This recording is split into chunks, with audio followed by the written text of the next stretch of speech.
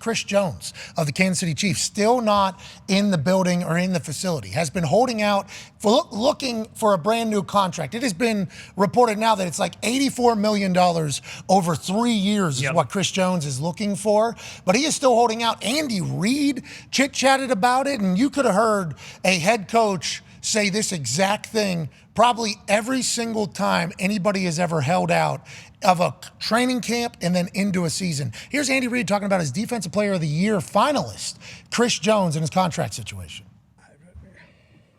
I can't tell you that. I mean, I don't know. I don't know what his agenda is or when he's coming or not coming, but we're rolling right now. I haven't put much thought into that part, Adam.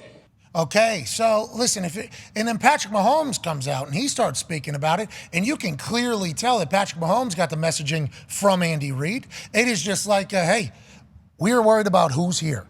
We cannot worry about who's not here.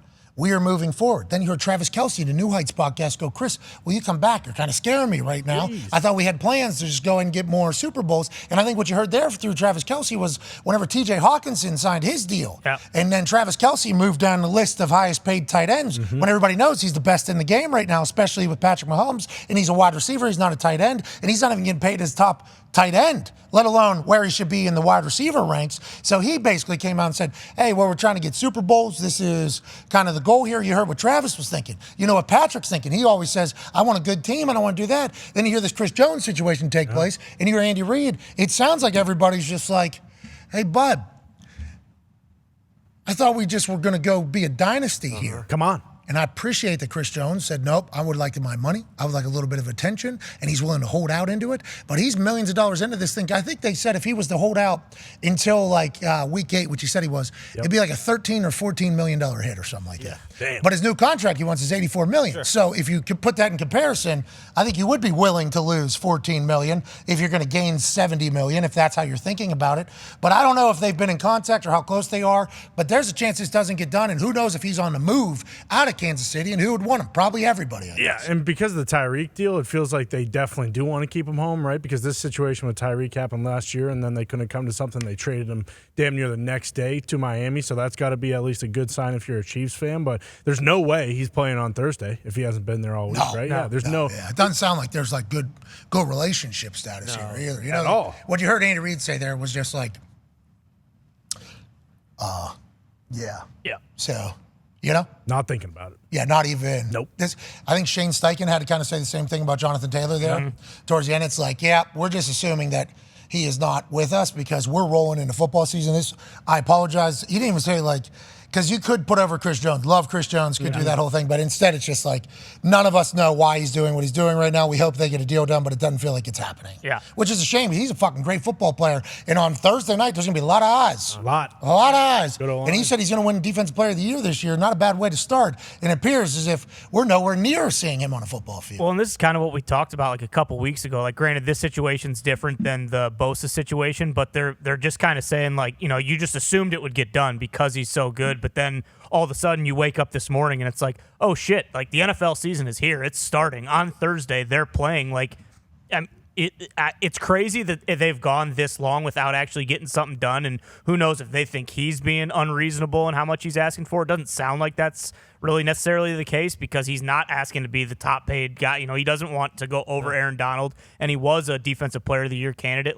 But it is just crazy that they've gotten to this point and now they've backed themselves into a corner where it's like, well, fuck yeah, he might miss 1 week, he might miss 4 weeks. Like, we don't know. Might be able to move. I think Browns fans thought he was going to be a Brown this weekend. I think Really? I saw that trending on X at one point, is that they were making a play to make a move for him. I don't think Browns fans are the only ones that are like, hey, somebody should go snoop around over there to see if Chris Jones is available, because that changes your defense entirely, especially with the modern NFL. If you have an inside guy that can get to the backfield, that is a weapon. That is why people are so expensive in there that can move and groove. $84 million. I don't know how a lot of salary caps are sitting, but the contract gymnastics that these people are able to do with the salary caps and everything, you could find it in there, and numerous teams could have. Yeah, you could definitely find it, and we talked about it with Bean when he traded for Diggs or whatever, that if there's smoke, GMs are going to be calling. So I assume there's a lot of GMs calling. And you talked about it like it's a tough situation because what he's asking for isn't asinine. It puts him like second, third overall highest paid defensive player with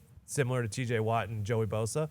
But like, yeah, when Travis Kelce and It's a Mahomes weird look aren't- publicly. Really weird. It's a, it's a tough situation. yeah, it's tough for him. It is tough for him, but we hope they'll figure it out, huh? Yeah. Good luck, Brett. Want to see Good him luck. Thursday. Hey, figure it. We'd like to see him play. Come on. I'd like to see Chris Jones on a football field. Dude, So would I. Against that O-line? He can take this week off. Oh, Yeah, he fuck. can take Take this a week stand, off. huh, Fox? Sure. Yes, for the players.